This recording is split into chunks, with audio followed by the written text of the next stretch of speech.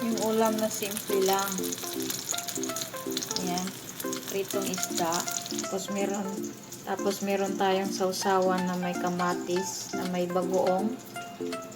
Ayan. At hindi pa huhuli yung may okra. Ayan. At may roasted chicken din tayo.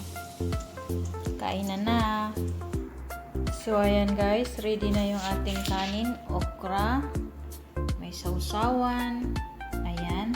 At hindi nawawala yung mangga. At prito.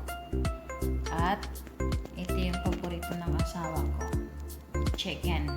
Lemon twist. So, tara guys, kain na. Meron din siyang sausawan. Ayan yung pinakakanin niya, tortilla. Yan.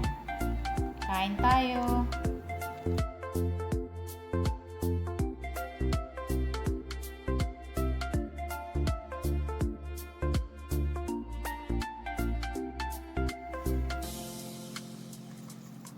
Fried fish.